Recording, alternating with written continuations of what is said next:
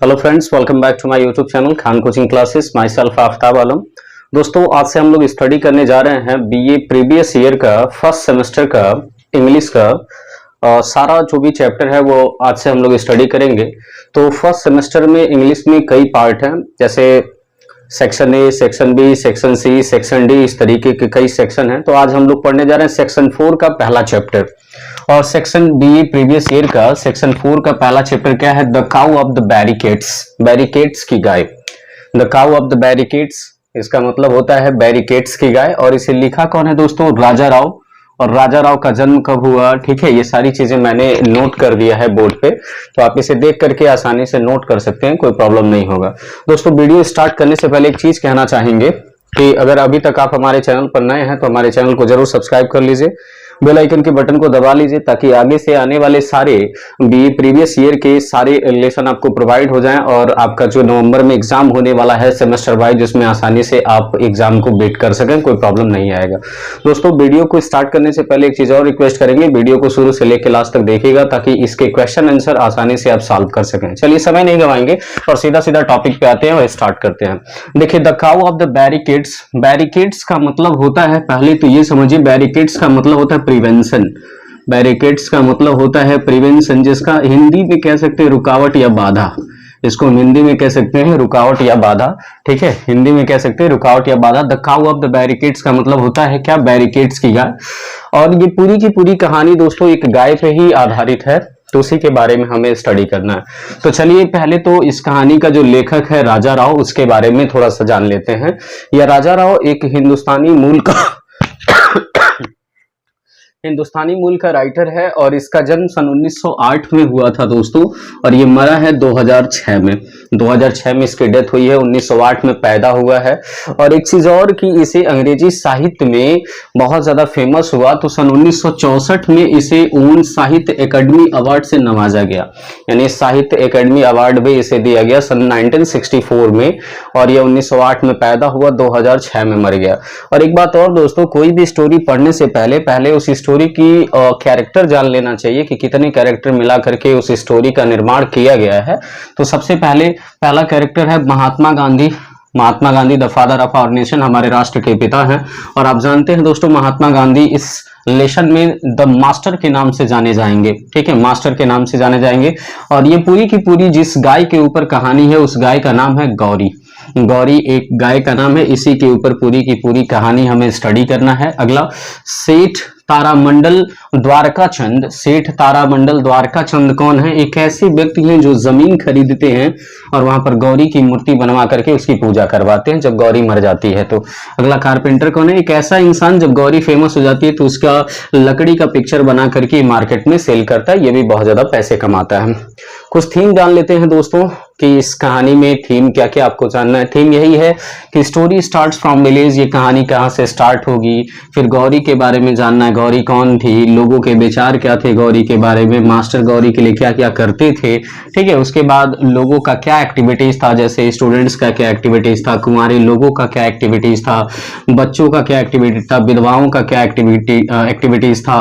They regard Gauri as a goddess, वे गौरी को एक देवी माँ मानते थे, माँ लक्ष्मी मानते थे। समटाइम्स डिडंट एक्सेप्ट फूड, कभी कभी गौरी उनके भोजनों को एक्सेप्ट नहीं करती थी। रेड पीपुल किसे कहा गया? तो ये रेड पीपुल, एक बात याद रखना है कि रेड पीपुल अंग्रेज लोगों को कहा गया। लाल लोग, लाल लोग का मतलब यहाँ पे हम लिख दे रहे हैं, रेड पीपुल किसको इंडिकेट किया गया है? तो रेड पीपुल इंग्लिश को, ब्रिटिशर्स को, अंग्रेजों को। ठीक है, इंग्लिश पीपुल को या ब्रिटिशर्स को इंडिकेट किया गया है।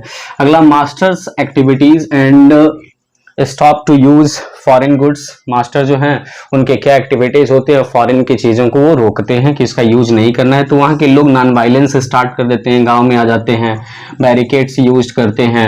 मास्टर उन्हें एडवाइस देते हैं कि नॉन वायलेंस नहीं करना है, लेकिन वे लोग नहीं मानते थे, अपनी पोस्ट को छोड़ देते हैं। एवरीवन आस्क्ड गौरी, हर कोई गौरी के बारे में पूछता है। गौरी एक दिन ऐसे दिखाई देती है रास्ते पर, और रास्ते पे चलती है तो कुछ लोग जो बैरिकेड्स के पीछे रहते हैं वे अपने वेपन्स को फेंक देते हैं, और अंततः फाइनली एक अंग्रेज ऑफिसर गौरी को शूट कर देता है हेड में, और वो गौरी वहीं मर जाती है। फिर जमुना दास का एक्टिविटीज जानना है, लोगों के विचार जानना है। ठीक है, ये हमारी बातें थी छोटी मोटी। चलिए इसको स्टार्ट करते हैं और स्टार्ट करते हैं। देखिए दोस्तों, कहानी हमारी स्टार्ट होती है, एक्चुअली मैं अगर बोर्ड से हट जाऊं तो आप इसको एक बार में ऐसे स्क्रीनशॉट ले सकते हैं, स्क्रीनशॉट ले लीजिएगा और आसानी से बाद में लिख लीजिएगा, ठीक है। नहीं तो वीडियो को पॉज करके आसानी से आप इसका जो भी है वो लिख सकते हैं, कोई प्रॉब्लम नहीं होगा। चलिए हम सामने आते हैं और समझते हैं इसको। देखिए कहानी हमारी स्टार्ट होती है एक गाँव से। एक गाँव रहता है, उस गाँव में जैसे एक सिंपल सा ऑर्डिनरी सा गांव है और उस गांव में एक गाय आती है, जिस गाय का नाम है गौरी। और इस कहानी में जैसे मास्टर कहा गया है उसका नाम है महात्मा गांधी। महात्मा गांधी को मास्टर कहा गया इस कहानी में। तो जो गाय गौरी है वह गौरी अक्सर कर कभी सप्ताह में एक ही दिन दिखाई देती है, और जिस दिन दिखाई देती है उस दिन का नाम है ट्यूसडे। केवल मंगलवार के दिन वो दिखाई देती है, बाकी अदर दिन वो दिखाई नहीं देती। जैसे सप्ताह में एक दिन आती है और एक ही दिन बस दिखाई देती है मंगलवार के दिन, उसके बाद पूरा दिन वो गायब हो जाती है, पूरे हफ्ते गायब रहती है, फिर मंगलवार को ही दिखाई देती है।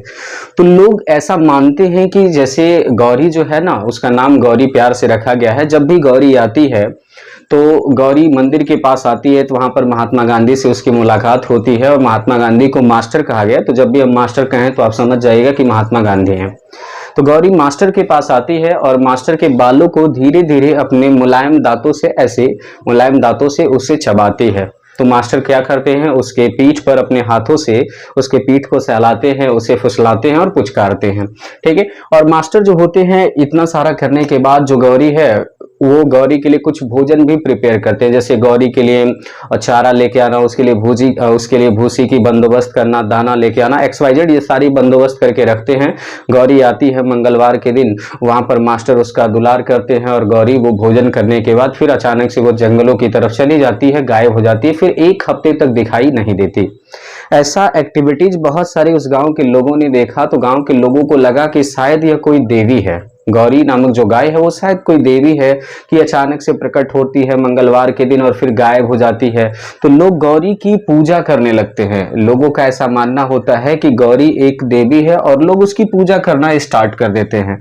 तो जिसमें बहुत सारे विद्यार्थी होते हैं, तो जो विद्यार्थी जैसे पढ़ने वाले स्टूडेंट होते हैं वो क्या करते हैं, वो जाते हैं और विद्यालय में जाते हैं, जैसे परीक्षा दिए रहते हैं तो गौरी के पास आते हैं और गौरी के सामने पूजा करते हैं कि हे गौरी, हमें आशीर्वाद दीजिए कि हम विद्यालय में अच्छे अंकों से पास हो जाएं। वो अच्छे नंबरों से पास होने के लिए गौरी की पूजा करते हैं। जैसे जिनकी शादी हो गई, जिनके बच्चे नहीं हैं, तो वे भी लोग अपने गौरी के पास जाते हैं और वे लोग भी बच्चे की संतान की प्राप्ति करने के लिए गौरी से प्रार्थना करते हैं कि हे गौरी, हे लक्ष्मी, आप हमारी सहायता करिए और हमें बच्चे या संतान की उत्पत्ति कराइए। इसके अतिरिक्त गौरी जो होती है उसके लिए बहुत सारे कुंवारे लोग जाते हैं कि उन्हें अच्छा हस्बैंड मिल जाए, अच्छे हस्बैंड से उसकी शादी हो जाए।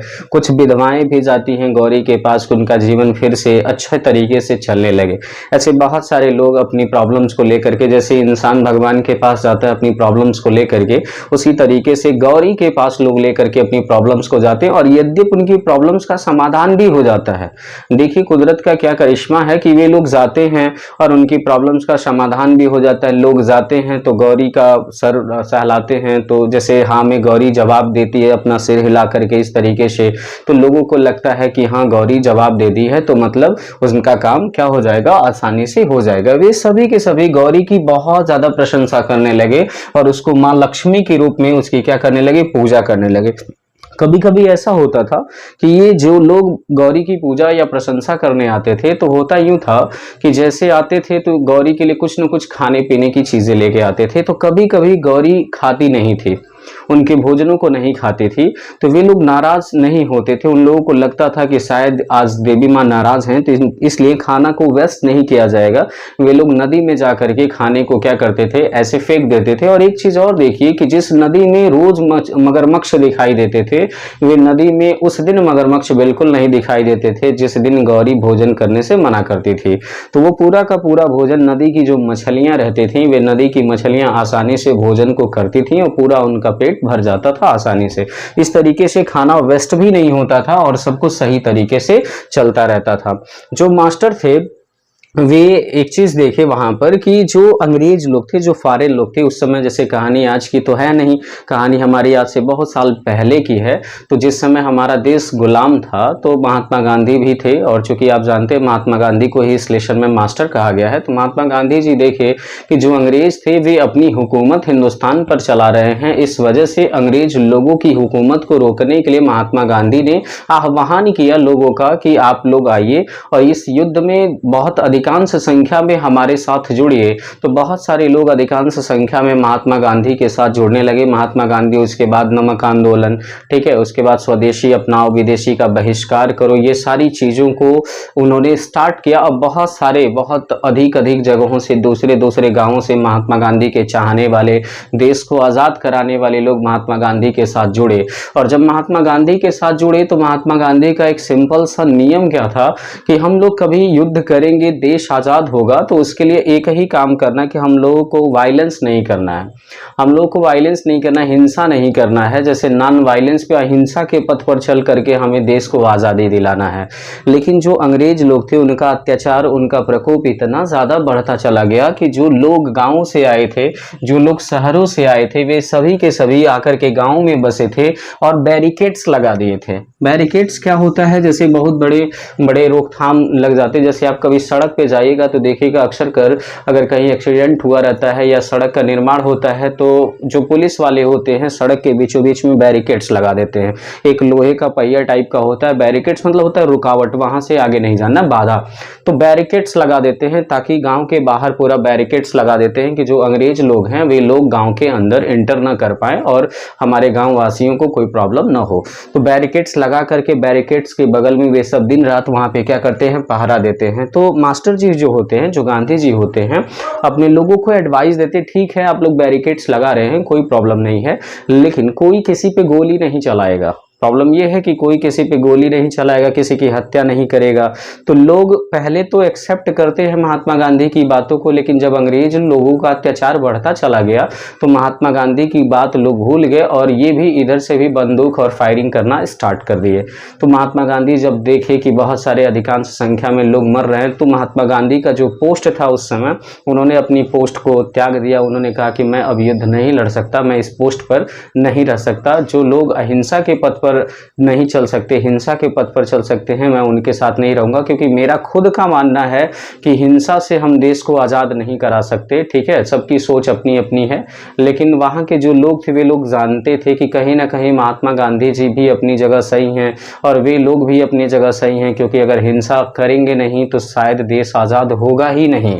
इस वजह से बहुत ज़्यादा हिंसा फैलने लगा और सभी लोग एक दिन ऐसे, जब महात्मा गांधी अपने पोस्ट को छोड़ दिए तो एक दिन की बात क्या थी कि सभी लोग ऐसे मंगलवार के दिन, एक दिन जो है कि गौरी को लोग ढूंढ रहे थे और गौरी कहीं दिखाई नहीं दे रही थी। और जैसा कि मैंने स्टोरी के स्टार्ट में ही बता दिया है कि गौरी एक ऐसी गाय है जो प्रत्येक मंगलवार को ही दिखाई देती है, अदरवाइज बाकी सप्ताह में वो दिन कभी दिखाई नहीं देती। अब वो करिश्माई गाय है या कुदरती गाय है किसी को नहीं पता, केवल वो एक ही दिन दिखाई देती है सप्ताह में, बाकी दिन वो गायब हो जाती है। तो ठीक है, एक दिन ऐसे मंगलवार के दिन लोग सर्च कर रहे थे तो वो कहीं दिखाई नहीं दी। अचानक से लोगों की नज़र एक रास्ते पर पड़ी जिस रास्ते से गौरी हो करके जा रही थी। तो गौरी को लोग देखे तो बहुत ज़्यादा प्रसन्न हुए और लोगों को लगा कि अब गौरी दिखाई दे दी है, यह देवी माँ दिखाई दे दी हैं, तो आसानी से वे लोग युद्ध जीत जाएंगे। गौरी जो थी वो बैरिकेड्स के, जहाँ पर गांव के बाहर बैरिकेड्स लगाए थे, जो गांव के लोग थे बैरिकेड्स लगाए थे, गौरी उन बैरिकेड्स की तरफ बढ़ने लगे। तो जो बैरिकेड्स लगाए थे उन लोगों को लगा कि शायद गाँव वाले हमारे साथ मजाक कर रहे हैं, वे लोग मदद के लिए, हमारी मदद के लिए, जैसे अंग्रेज लोग उन पर बहुत ज़्यादा अत्याचार कर रहे थे, तो गांव वालों को लगा कि भाई गांव वाले कुछ न कुछ सैनिक भेजेंगे। तो लेकिन वे गाय को देखे तो बहुत ज़्यादा दुखी हो गए और वे लोग गौरी के ऊपर फायरिंग करने ही वाले थे कि अचानक से उनका हृदय परिवर्तन हो गया, अपने बंदूक को ज़मीन पर ऐसे फेंक दिए और गौरी की तरफ आगे बढ़ने लगे, गौरी को पुचकारने लगे। और धीरे धीरे गौरी बैरिकेड्स को पार करके आगे बढ़ी और जैसे ही आगे बढ़ी तो जहां बैरिकेड्स लगा हुआ था, जहां पर रुकावट लगी हुई थी, जहां पर बाधा लगा हुआ था, उसी के आगे जो अंग्रेज सैनिक थे वे सभी के सभी वहां पर उपस्थित थे। तो उस समय अंग्रेज सैनिकों में जो एक ब्रिटिश ऑफिसर था वो बहुत ज़्यादा क्रूर आदमी था। तो ब्रिटिश ऑफिसर किया क्या कि अपनी बंदूक की गोली से गौरी को शूट कर दिया, उसके हेड में, गौरी के हेड में शूट कर दिया, जैसे गोली मार दिया उसके सिर में और गौरी ऑन द स्पॉट वहीं गिर गई, मर गए। लेकिन एक चीज़ देखिए कि बंदूक की गोली लगने के बावजूद भी गौरी के सिर से ब्लड नहीं निकल रहा था। लोग आश्चर्यचकित हो गए कि गौरी के ब्लड, जैसे उसके गोली लगने के बाद भी उसके शरीर से खून नहीं बह रहा है, उसके सिर से खून नहीं बह रहा है, तो लोग बहुत ज़्यादा दुखी नहीं हो रहे थे। लोग ये सोच रहे थे कि इनकी देवी माँ है और इनकी देवी माँ को ये लोग मारे हैं, इस वजह से ये सारी चीज़ें घटित हुआ और इनका कहीं ना कहीं इनका जो है कहीं ना कहीं अच्छा नहीं होगा, ये लोग कहीं ना कहीं तड़पेंगे। और धीरे धीरे जब देश आज़ाद हो गया, वहाँ के गांव के लोग आज़ादी को प्राप्त कर लिए, जैसे अंग्रेज लोग उस गांव को छोड़ के भाग गए, तो वहीं गांव में एक सेठ जी रहते थे जिनका नाम था तारामंडल द्वारका चंद। यहाँ पे जमुना दास हो गया है तो तारामंडल रहेगा, तारामंडल द्वारका चंद। तो तारामंडल द्वारका चंद जी क्या किए, एक ज़मीन खरीदे, बगल में गांव के दोनों तरफ एक ज़मीन खरीदे और ज़मीन खरीदने के बाद गौरी की एक भव्य प्रतिमा बनवाए। जैसे गौरी की लोग बहुत ज़्यादा पूजा करते थे और गौरी अब मर गई थी, अब नहीं रही, तो एक भव्य प्रतिमा बना करके उसका एक विशालकाय मूर्ति बनवा करके गाँव वालों के सामने ऐसे पूजा करवाते थे और लोग पूजा भी करते थे। उसी गाँव में एक कारपेंटर था, एक बढ़ई था, जो बढ़ई क्या करता था, गौरी की लकड़ी की मूर्ति बना करके मार्केट में बेचता था और उसकी दुकान बहुत ज़्यादा फेमस हो गई। लोग गौरी की पूजा करने के लिए उस कारपेंटर की दुकान से लकड़ी की मूर्तियां भी खरीदते थे और बहुत ज़्यादा फेमस हो गई। और लोगों का अपना एक अंत में मानना था कि लोगों की विचारधाराएं थी कि गौरी मरी नहीं है, गौरी यहाँ से स्वर्ग में चली गई है और उनके देश को आज़ाद कराने के लिए वो दूसरा जन्म लेने के लिए तड़प रही है और आने वाले समय में कुछ वर्षों में गौरी दूसरा जन्म लेकर के आएगी और सब कुछ क्या हो जाएगा, फिर से सही सलामत हो जाएगा। तो ये था दोस्तों आपकी story the cow of the barricades की कैसे एक गाय की हत्या कैसे हुई, उस गांव के लोग कैसे गौरी को क्या मानते थे। आई होप दोस्तों, मुझे लगता है कि ये जो स्टोरी थी, शॉर्ट स्टोरी राजा राव की, आपको बेहतर तरीके से समझ में आ गया होगा। ठीक है, फिर मिलते हैं आपको नेक्स्ट वीडियो में अगले चैप्टर के साथ। टिल देन टेक केयर दोस्तों, बाय बाय।